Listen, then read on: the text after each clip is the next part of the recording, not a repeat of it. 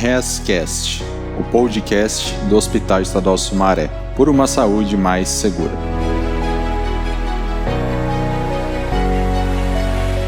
Olá, ouvinte do HES, eu sou a Joyce, gerente de enfermagem do Hospital Estadual Sumaré. Estou aqui hoje para estar abrindo nossa série do HEScast. Do dia 13 ao dia 17, vamos estar fazendo uma série de podcasts a fim de sensibilizar você, profissional da saúde, sobre a campanha em prol da segurança do paciente. Lembrando que, em 17 de setembro, a OMS convoca todos que prestam assistência à saúde a pensar na sua prática e buscar uma assistência mais segura. Lembrando que segurança é um tópico sempre relevante. Quando a gente fala de segurança, a gente fala de reduzir risco de danos desnecessários relacionados aos cuidados da saúde para o mínimo aceitável. Não é coisa fácil, né, ouvinte? Então vamos lá. A intenção desse podcast e dessa série é trazer você para essa realidade e para essa relevância de assunto. A incidência mundial conta pra gente que 10% do total de internados sofrem um evento adverso durante a internação, sendo que 50% desses eventos poderiam ser evitáveis. É isso que mais pode e deve chocar a gente enquanto profissional da saúde. Essas estatísticas, elas vão variando, tá? Isso depende muito do país, de quanto essas estatísticas, elas são de verdade notificadas ou subnotificadas. E a gente já sabe que no Brasil existe uma grande fragilidade de notificação, entendendo que a gente ainda vive numa estatística bem subnotificada. E olha que ela já nos assusta. A partir de 25 de julho de 2013, foi instituída a RDC 36, ou seja, a segurança do paciente deixou de ser uma opção e se tornou uma obrigatoriedade, se tornou lei. Através da portaria 529 de 1º de abril de 2013, foi instituído o Programa Nacional de Segurança do Paciente. O que é isso, ouvinte? É um programa que traz como prerrogativa algumas práticas essenciais para o serviço de saúde. A primeira delas, ter um núcleo de segurança. Precisamos, dentro das instituições, ter pessoas voltadas para esse fim, olhar para a segurança, para as práticas seguras, para os protocolos de prevenção. Uma outra prática importante que prevê o programa é a instituição de um fluxo de notificação de eventos. Então, desvios podem acontecer, a gente já falou um pouquinho da incidência deles, mas quando acontece, ele precisa ser identificado, notificado, para que possa ocorrer uma tratativa importante. Esses desvios sempre trazem oportunidades de melhoria, e é isso que faz da gente melhores profissionais e das instituições uma melhor prática assistencial. Minimamente, essa RDC traz uma obrigatoriedade de toda a instituição de saúde trabalhar alguns protocolos de segurança. E é isso que essa série de podcast vai trazer para você, profissional da saúde. Quais são os protocolos que minimamente eu, enquanto profissional, preciso conhecer, reconhecer e praticar? Tá bom? A gente vai falar um pouquinho de identificação do paciente, higienização das mãos, cirurgia segura, segurança na prescrição, uso e administração de medicamentos, prevenção de quedas e prevenção de lesão. Quando a gente fala desses protocolos, é lógico que a segurança não se limita a eles, porém, eles foram instituídos dentro da política de segurança por serem protocolos que estão atrelados ao maior índice de eventos adversos à saúde, tá? Relacionado à prática assistencial. Então, por isso que eles são protocolos importantes e que devem ser reconhecidos por você, profissional. Quando a gente fala de alertar você para aquilo que você pode mudar na prática, significa de verdade você reconhecer os riscos da sua prática assistencial e, através desses protocolos de segurança, conseguir de verdade fazer diferença na vida de cada paciente.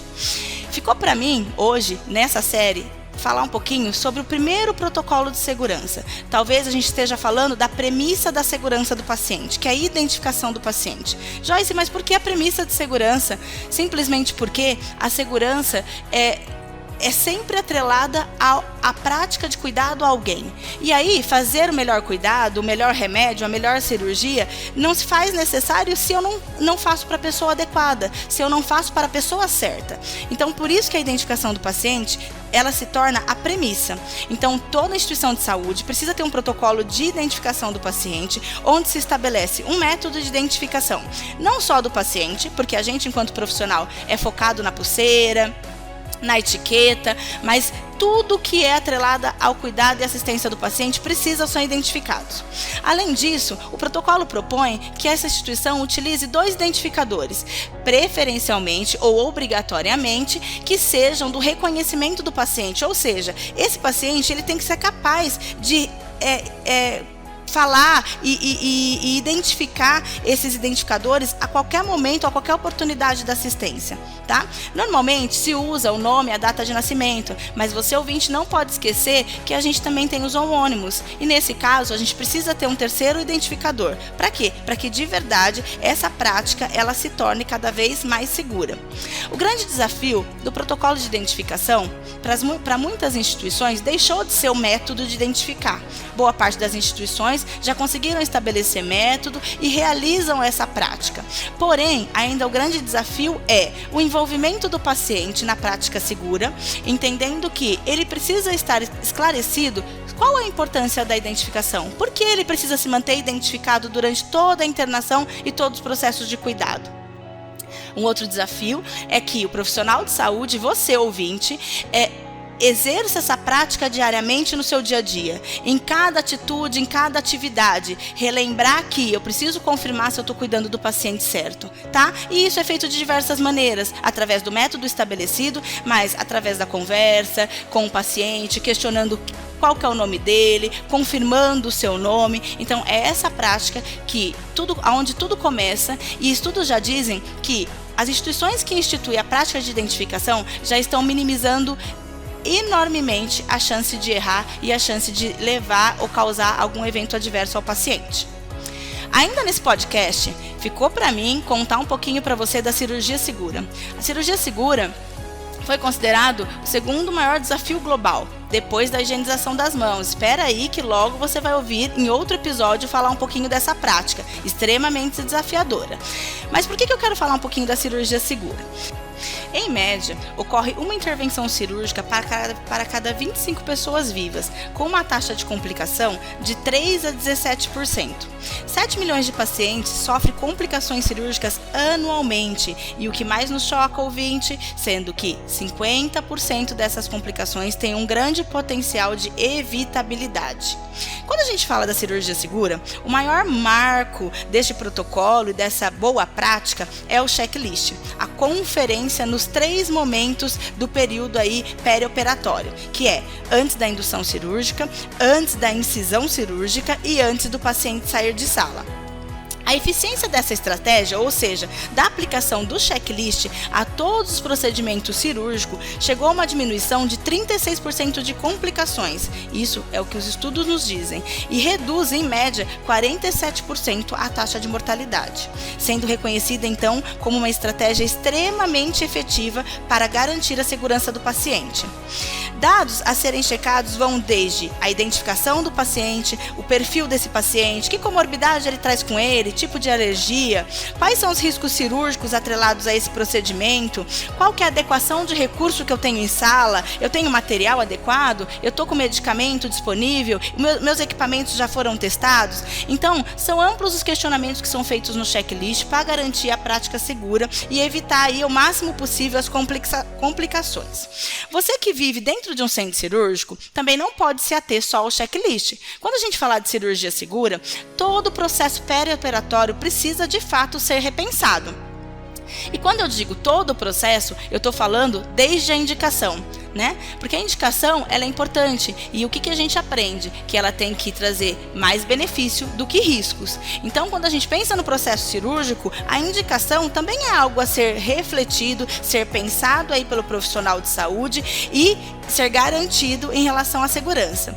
Além da indicação, a gente precisa pensar no preparo pré-operatório, contemplando todos os riscos, né? Os riscos do procedimento e os riscos individuais do paciente, o start de recursos que serão necessários para a segurança desse procedimento, desde uma reserva de hemocomponente até uma reserva de uma unidade crítica, como uma UTI, uma interconsulta com subespecialidade, enfim, são coisas que a gente precisa prever. E aí, quando a gente fala de segurança, a gente fala muito disso, né? De previsão, de prevenção.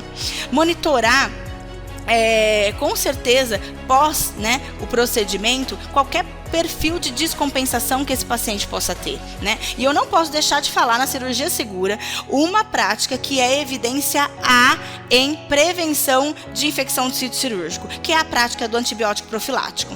Normalmente, essa prática já está inserida na checagem do checklist, justamente por ter sido considerada uma prática de evidência A. Então, ouvinte, você que está dentro do centro cirúrgico, já deu para perceber que o seu trabalho é complexo, né? Complexo, sério e perigoso.